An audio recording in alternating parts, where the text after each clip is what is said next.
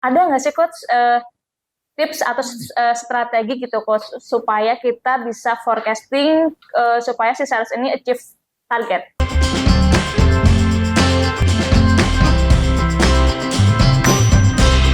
Halo teman-teman semuanya, balik lagi sama aku Vika di Curhat Sales. Nah, di kesempatan kali ini aku ingin membahas tentang sales forecasting. Nah, penasaran kan? Yuk kita langsung aja tanya ke Coach Antonius Arif. Halo Coach. Hai. Oke, Coach. Aku mau tanya nih Coach. Ini kan 2 bulan lagi kita memasuki tahun baru gitu ya Coach ya? Ya. Nah, itu kan di tahun baru otomatis kita harus punya strategi, kita harus punya planning gitu ya Coach ya. Nah, ada nggak sih Coach tips atau strategi gitu coach supaya kita bisa forecasting supaya si sales ini achieve target? Oke. Ya nggak, Coach? Sebenarnya forecasting banyak ya, rumusnya banyak. Cuman kalau saya jelasin itu pasti panjang banget. Tapi yang aku agak singkat aja gini sebenarnya. Jadi ketika kita mau melakukan forecasting, biasanya kan manajemen minta nih. Forecasting kalau dia minta ke tim sales adalah berapa kemungkinan target lu yang akan lu capai tahun depan. Ya, betul. Biasa kayak gitu. Biasanya penyakitnya sales adalah coba diturunkan. Dia menurunkan targetnya, tapi biasanya manajemen akan menganggap target itu nggak cukup, akan dinaikin sama manajemen. Biasa kayak gitu. Nah, saya juga tahu rumusnya sih sebenarnya, cuman tapi saya nggak mau ngebuka tentang rahasianya company, karena company punya cara untuk memaksa tanda kutip untuk timnya mencapai target. Saya nggak mau sharing yang itu karena confidential. Tapi gambarannya biasanya mereka memforecasting paling gampang sederhana adalah dengan cara menghitung berdasarkan series. Menghitung berdasarkan series. Misalkan bulan Januari, Februari, Maret, April sampai Desember. Itu penjualannya rata-rata berapa, dia kalau saran saya biasanya kadang-kadang mereka melihat 3 tahun atau 5 tahun penjualan sebelumnya. Jadi dia ngeliat berdasarkan base on target yang pertama adalah target 1 tahun, berapa persen peningkatan, dilihat berdasarkan di tahun 2023 berarti mau 2024 kan, berarti dihitung dari tahun 2018, 2019, 2020, 2021, tapi hati-hati ya 2020, 2021 kan pandemi tuh. Iya. Jadi angkanya pasti agak palsu tuh. Jadi kita mesti lihat dari 2017, 2018 sampai 2019 sampai ke sekarang di rata-rata, kurang lebih rata-rata. Itu yang pertama. Iya. Yang kedua, kita juga bisa ngelihat berdasarkan tren yang naik. Jadi misalkan 2017 ke 2018 berapa persen naik, 2018 ke 2019 berapa persen naik. Itu juga bisa. Jadi mengukur bahwa dugaan akan ada kenaikan di berapa. Nah, bisa juga dilihat berdasarkan karena tahun depan ada kampanye. Iya, betul. Tahun depan ada pemilihan presiden. Nah, which is ada 2 arti nih. Bisa artinya malah bisnismu makin bagus atau malah sebaliknya, tergantung industri. Kalau kamu jualan kaos kan berarti bisnisnya makin bagus. Kalau jualan karangan bunga mungkin akan bagus gitu ya. Apalagi yang akan bagus? Nasi bungkus pasti tambah banyak, bener dong. Nasi bungkus ada demo. Ya misalkan kayak gitu ya. Jadi balik lagi ke angka-angka tadi dilihat berdasarkan bulan. Nah, kalau dari pengalaman tersebut, kita coba lihat pemilu tahun 5 tahun yang lalu, di bulan apa, pada saat apa, itu minimal bisa jadi alat ukur juga. Untuk mengukur, ini bakal nyampe target apa enggak, gitu, atau nyampenya bakal berapa. Nah, kalau buat saya pribadi, secara bisnis, semua perusahaan akan berusaha untuk tetap fight. Apapun terjadi akan fight. Cuman tugas kita adalah menduga-duga di bulan apa yang akan sepi, di bulan berapa yang mereka akan ramai dan sebagainya. Nah, jadi tugas kita adalah juga memilah-milah bisnis mana yang bakal berdampak. Kalau saya sebelum melakukan analisa tadi forecast pakai rata-rata, saya coba membuat pakai analisa pestel. Pestel. Jadi pestel, politik, ekonomi, sosiologi, teknologi, legal, sama environment. Lingkungan. Dari situ semua coba kita analisa dulu, ada dugaan-dugaan bakal terjadi apa, kita lihat. Yang kedua, saya juga melihat berdasarkan prediksi pemerintah, kenaikan inflasinya bakal berapa persen. Itu yang bisa juga jadi alat ukur juga.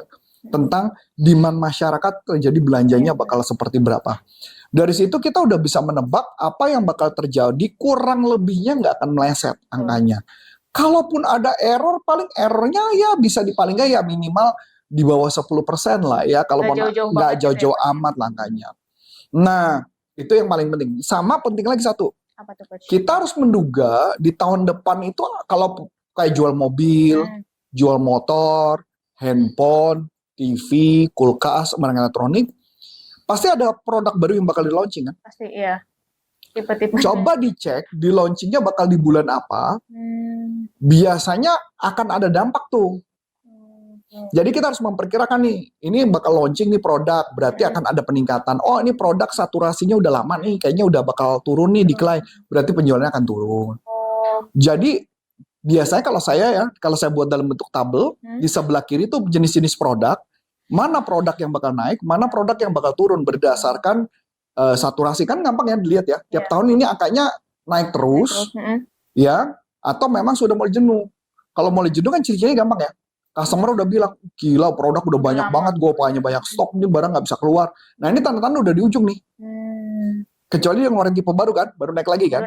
Nah kalau dia begini, maka apa yang terjadi? Kalau dia sudah mulai turun, oh berarti gejala tahun depan turun dong. Iya, betul. Nah kita lihat, teknologi tahun depan kelihatannya prinsipal akan kasih produk baru atau gimana? Oh enggak nih, kayaknya produk baru nggak bakal keluar sampai bulan berapa. Ya berarti mau nggak, ini bakal terjadi penurunan kan? Berarti kita harus nyiapin produk lain yang mungkin kita coba untuk bisa jualan. menunjang gitu ya, Coach ya. Oh, oke. Tapi kalau misalkan buat tujuan dari forecasting itu sendiri apa sih, Coach? Tujuannya pasti ujung-ujung kita tahu tahun depan kita dapat nyampe target berapa. Oh. Pasti gitu. Tapi buat si sales paling nggak gambaran ya. Buat gambaran. Paling nggak sebenarnya kalau mama manajemen akan lihat itu, paling nggak juga dia bisa tahu bahwa di forecast itu dia perlu beli barang berapa banyak, dia harus bisa memperkirakan. Oke, Coach. Nah, kalau misalkan dari si salesnya itu sendiri, dia bisa forecast buat diri dia sendiri?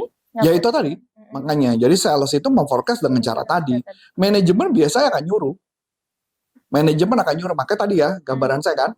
Satu, dilihat dari beberapa tahun di rata-rata, atau ngeliatin dari berdasarkan tren, atau dia lihat bahwa di bulan apa yang bakal naik atau berapa turun, atau bakal ada produk yang launching baru atau enggak. Dari situ saya bisa tahu produk ini laku apa enggak. Nah kayak gitu. Ini ambil contoh. Ini kebetulan Friska kan kemarin lagi bawa kasus. Iya. Bawa satu kasus. Satu kasus ini memang belum ada pembicaraan lebih lanjut. Tapi saya sudah dapat informasi yang sedemikian banyak. Sudah dapat informasi yang banyak karena saya mau cari tahu apa yang terjadi sama produk ini. Produk ini secara gambaran katanya penjualannya bagus. Iya. Secara gambaran itu artinya dari pihak prinsipal ke distributor bagus. Ngomongnya bagus gitu ya, Coach. Ngomongnya bagus. Tapi yang saya dapat informasi adalah dari pihak distributor ke usernya problem. Oke. Kenapa? Banyak stok mati.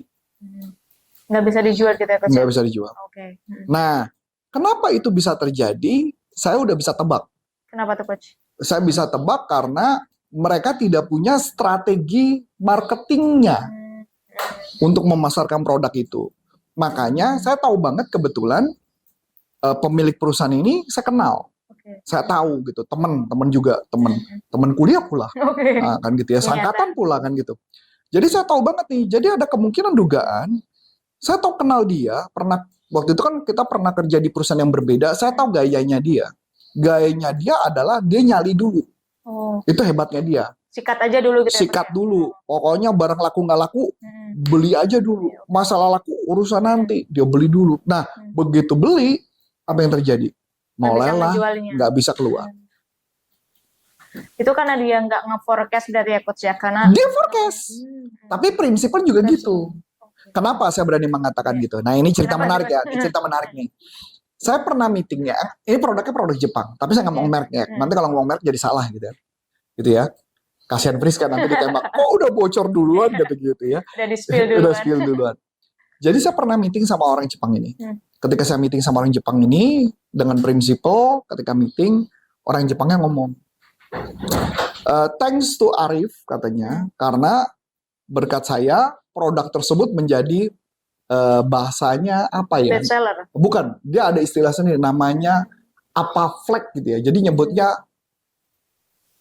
bukan red flag ya. Apa flag gitu. Jadi artinya bahwa produk ini menjadi ujung tombak Mm-mm. untuk supaya produk lain jadi laku.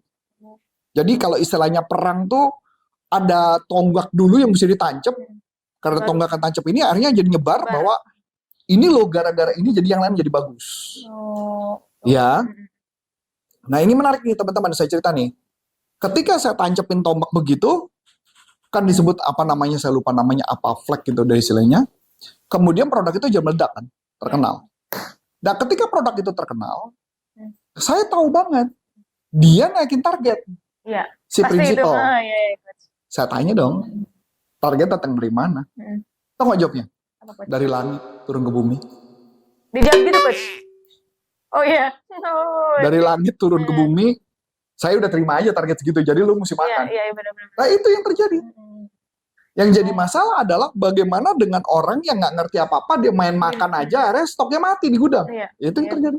Oh, oke. Jadi memang semuanya harus terplanning gitu ya, Coach? Harus terplanning. Jadi bukan hanya sekedar ngebeli, Iya. tapi gimana memastikan barang itu keluar. Oh, oke, Coach. Tapi gimana sih, Coach, cara kita tahu bahwa forecast yang kita lakukan itu sudah berjalan dengan baik? Atau kalau misalkan ya achieve, Kalau ya berarti berjalan sudah. dengan baik kan jawabannya gampang. Apakah ketika kita forecast penjualannya sesuai apa Naik atau enggak? turun? Kalau sama forecast kemudian nggak sesuai, berarti kan nggak Nggak sesuai. sesuai. Tapi di lain pihak kita juga harus menebak kira-kira kurang lebih di bulan itu kita bakal jual berapa unit. Dari situ kita harus punya bayang. Ini menarik ya kalau dikerja di beberapa perusahaan besar adalah dia harus mikir ini produk tahun ini mau gue jual kemana. Target marketnya juga berarti ya, Coach, ya? Betul. Saya harus sudah punya bayangan. Misalnya anggaplah gue jual semen lah. Gue jual semen. Ketika saya jual semen, saya udah mikirin misalkan, oh si Friska bakal makan sekian ton. Si ini harus makan berapa ton, ini berapa ton, berapa ton, berapa ton, tinggal gue bagi 12, gue udah punya prediksi bakal sekian. Oke. Apakah benar? Belum tentu.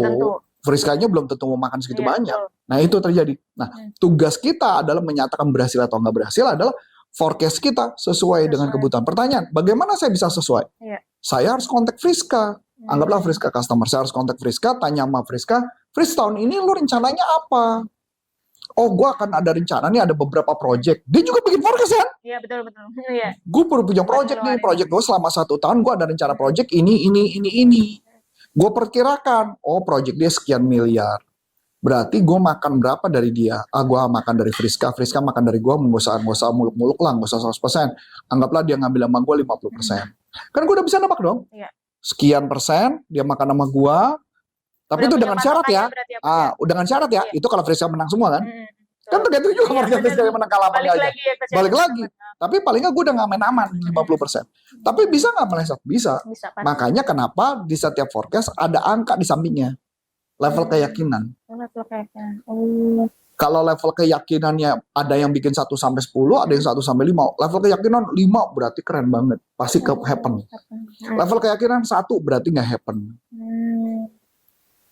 Oh, berarti kalau misalkan level keyakinan masih taraf 1, 2, 3 itu kita juga harus bikin planning lagi gitu ya, Coach ya? Makanya, yang ini mohon maaf saya nggak akan cerita karena ini confidential gitu. Confidentialnya bukan di sini, tapi confidential karena saya tahu yang nonton ini banyak kan sales kan. Ya, betul. Nanti para ketahuan bos-bosnya melakukan apa Benar, gitu ya. Saya nggak mau buka gitu loh. Tapi pada dasarnya adalah secara logika target itu harusnya achievable. Sangat achievable buat si manajer di atasnya atau buat GM di atasnya. Makanya kenapa kalau misalkan contoh saya punya sales kamu, sales Friska, maka saya akan menghitung angkanya masuk akal apa enggak, saya akan buat level keyakinan. Berarti logikanya apa? Angka yang kamu masukin ke saya masukin ke manajemen bisa jadi beda lagi. Betul nggak? Mungkin bisa jadi gue percaya Friska bakalnya achieve, lu nggak bakal achieve, berarti angkanya Friska gue gedein, punya lu gue kecilin, bisa jadi dong. Iya. Kan saya juga punya level confident dong, itu juga sama. Oke, paham, Coach. Ya, bertahu ya permainan ini ya. Iya, jadi kalau kita jadi atasan nggak bisa semua dipukul sama rata. Oh, Friska sama Vika dibuat rata, nggak bisa. Betul. Tergantung dari kita ngelihat orang ini punya kekuatan atau enggak. Jadi kalau buat Anda yang ngerasa, kok kenapa ya target gua gede banget? Bisa jadi karena lu dianggap manajemen, lu ngerti. Jangan ngiri, malah bagusnya artinya apa? Sebentar lagi kita naik level, ya enggak? dia nggak punya kapasitas yang Betul, lebih besar gitu. betul.